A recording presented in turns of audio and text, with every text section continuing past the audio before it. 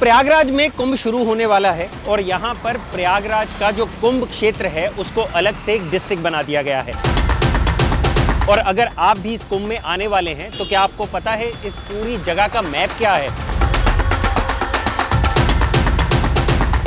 पहली बार हम आपको दिखाने जा रहे हैं मेला क्षेत्र का मैप, जिसके जरिए आप समझ पाएंगे कि अगर कोई कुंभ आ रहा है तो वो कहाँ जाएगा, कौन सा सेक्टर कहाँ पर है, कौन सा पेंटून ब्रिज कहाँ पर है और कौन सी चीज़ें कहाँ पर बिछाई गई हैं।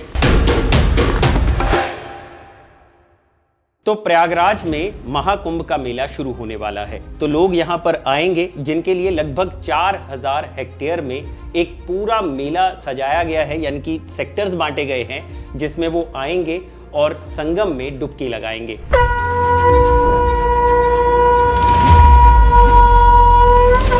तो ये हमारे सामने मैप है जिसको लगभग 4 भागों में बांटा गया है। एक है फाफामऊ जोन, एक है अरेल जोन, एक परेड जोन और एक झूसी जोन। तो गौरव हमें बताएंगे कि फाफामऊ जोन की तरफ से कौन लोग आ सकते हैं और जो हम झूसी की बात कर रहे हैं उधर से कौन कौन सी जगहों से लोग चल कर जब वो फाफामऊ की तरफ से जैसे लखनऊ से या अवध की ओर से उधर से आएंगे, प्रतापगढ़ से लोग, सुल्तानपुर से लोग फाफामऊ होकर शहर में प्रवेश करेंगे। और झूसी की तरफ से कौन? झूसी की तरफ से आएंगे बनारस, आजमगढ़, जौनपुर, इधर साइड से जो लोग आएंगे जी। और फिर बनारस के आगे फिर हम जाएंगे बिहार, ठीक है, भदोही। तो ये इधर से आने वाले लोग झूसी की। और प्रयागराज की तरफ से कौन कौन से लोग आने? शहर की तरफ से, जैसे कानपुर की तरफ से जो लोग आने वाले की तरफ से लोग वो सिटी साइड से आएंगे। तो सिटी साइड से आने वाले लोग परेड जोन की तरफ से एंट्री करेंगे। अरेल बसता है आखिर में। अरेल जो रोड है वो रीवा, सतना एमपी से आने और बुंदेलखंड, चित्रकूट, महोबा, बांदा, इधर से आने वाले लोग हैं। इसके अलावा मिर्जापुर जी उधर। तो यहाँ से आने वाले जो लोग हैं वो नैनी अरेल से होते हैं। यानी कि इन जोन्स को इसी तरह से बांटा गया है कि जो जिधर से आ रहा है वो उन जोन्स की तरफ से ही सीधा मेला ग्राउंड में एंट्री कर जाए।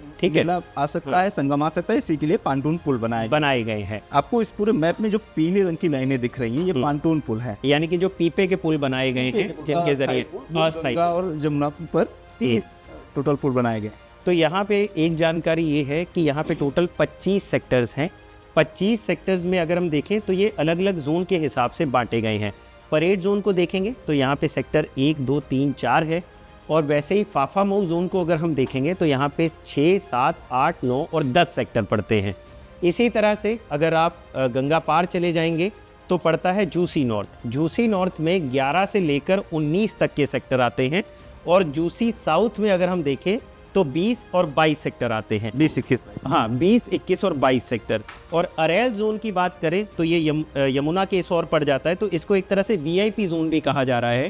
ठीक है, कॉटेजेस बनाए गए हैं, रुकने की टेंट सिटी बसाई गई है। ठीक, तो ये जो टेंट सिटी है वो सारी सेक्टर 23, 24 और 25 में बसाई गई है अरेल साइड में। तो ये तो हो गया टोटल 25 सेक्टर्स का मैप। परेड में जो है, परेड में जो घूमने फिरने टहलने की और वो दुकान वगैरह आपको, हाँ, सेल्फी पॉइंट, इस तरह की चीजें हैं। इसके अलावा जो एडमिनिस्ट्रेटिव ब्लॉक्स हैं, सरकारी ऑफिसेज हैं जो सारे, और टेंडर्स के सारे, वो सारे परेड जोन इन्हीं 4 सेक्टर्स, बिल्कुल। तो यहाँ पे एक चीज़ आपको और समझनी चाहिए कि ये जो आप ब्लू लाइन देख रहे हैं ये है यमुना नदी जो यमुनोत्री से निकलती है।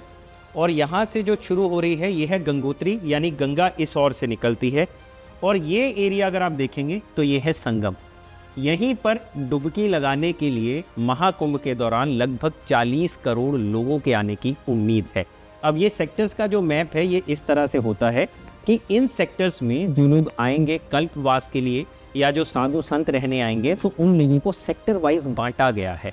तो जो साधु संत है उनको गंगा के किनारे जगह दी गई है। इन जगहों पे अखाड़ा जो हो गए, ठीक है, इसको हम 19, 20, 21, 22 कहेंगे। इधर साइड में सारे साधु संत अखाड़े के, बिल्कुल, शिविर अन्य साधु संत जो अखाड़ों के अलावा तो उनके टेंट और शिविर इधर साइड। यानी कि अखाड़ा जो है वो बिल्कुल गंगा किनारे या संगम के किनारे रहेगा, सबसे पास। हाँ, क्योंकि प्रमुख स्नान होते हैं, शाही स्नान या राजसी स्नान कहते हैं, तो वो जब होना है तो सबसे पहले उन्हीं का होना है। बिल्कुल, वो उनको सहूलियत रहे इस वजह से। और यहाँ पर जो सेक्टर्स रहते हैं, फिर दूर दूर जो सेक्टर्स बसाए गए हैं उनमें आम पब्लिक जैसे कि कल्पवास के लिए जो लोग आते हैं, कल्पवास है, और फिर उसके बाद तमाम संस्थाएं और सरकारी कामकाज के लिए गलत बसाई। रिपीट के पास जो लोग आते हैं उनकी भी बड़ी आबादी होती है, तो उनको भी ये इधर के सेक्टर में जगह दी गई। रिपोर्ट्स के मुताबिक अभी तक लगभग 4000 से ज़्यादा संस्थाएं हैं जिनको जगह जो है वो अलॉट हो चुकी है। और जैसा कि हमने अभी जाना भी कि कितने किलोमीटर तो सड़क है जो बिछ चुकी है, जिस पे लोहे की चादरें बिछाई गई हैं ताकि लोगों को आने जाने की भी कोई दिक्कत ना हो। अब होता क्या है, क्योंकि बीच में गंगा है तो लोगों को आर पार जाना होता है। इधर प्रयागराज सिटी है, उधर की तरफ झूसी जोन है, तो बीच में गंगा पड़ती है। तो यहाँ पे अगर आप येलो लाइन देखेंगे, पेंटून पुल्स बनाए गए हैं, यानी कि ये जो लाइंस हैं ये एक तरह से पुल है जो अस्थायी पुल होते हैं। पीपा के बड़े बड़े पुल बनाए जाते हैं। तो पीपे के जो पुल होते हैं वो ये येलो लाइन अगर आप देखेंगे तो टोटल अगर आप देखेंगे 30 के करीब पुल ऐसे बनाए गए हैं जिसके ज़रिए पब्लिक जो है वो कम्यूट करेगी इन सभी जोन्स में, ताकि उनको किसी तरह की कोई दिक्कत ना हो। और इसके अलावा ये जो एरिया है इसी में ही जो मल्ला वगैरह है, नाविक वगैरह है, वो भी रहेंगे। यानी कि कोई संगम की तरफ जाना चाहता है, उसको डुबकी लगानी है या प्रणाम करना है, कुछ भी है, तो पूजा पाठ के लिए भी वो यहीं से मल्लाओं के ज़रिए अपनी बोट लेकर जा सकता है संगम स्नान करने के लिए। तो ये मेला का पूरा मैप है जो अभी तक शायद आपको किसी ने नहीं दिखाया होगा।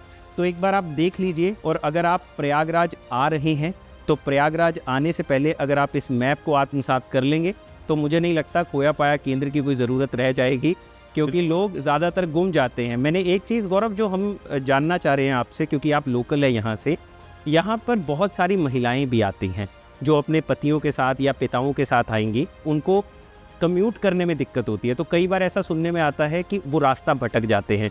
तो उसके लिए जैसा कि आप बता भी रहे थे, ओम के निशान लगाए गए हैं, अलग अलग या बाकी चीज़ें। ये अभी से ही नहीं है, बड़ी संख्या में महिलाएं और गांव से लोग आते हैं।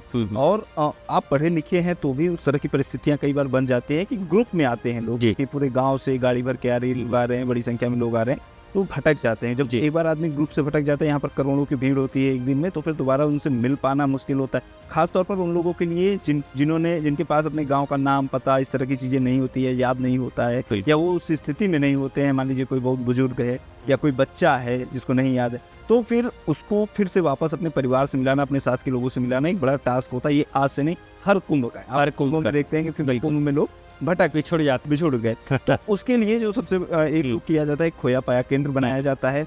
इसके अलावा जब लोग स्नान करने के लिए जाए, जैसे ग्रुप में आए लोग, कुछ लोग स्नान करने के लिए, कुछ लोग घाट पे खड़े हैं, तो उसके लिए नंबरिंग की जाती है, ठीक, हाँ, कि कौन से पोल के पास से मैं आया। बिल्कुल। इसके अलावा जिस रूट से आप आ रहे हैं, जैसे आप अगर मिर्जापुर की तरफ से आ रहे हैं, तो आपको उस पूरे रूट पर गणेश जी निशान बनाए गए जो पोल पे लगाए गए हैं। इसलिए बनाए गए हैं ताकि जो लोग आ रहे हैं उनको ये याद रहे कि वो किस गणेश वाले रास्ते, हाँ, गणेश वाले रास्ते। मान लीजिए अगर कोई पढ़ा लिखा नहीं है, लेकिन अगर उसको ये याद है कि वो गणेश जी वाले रास्ते से है।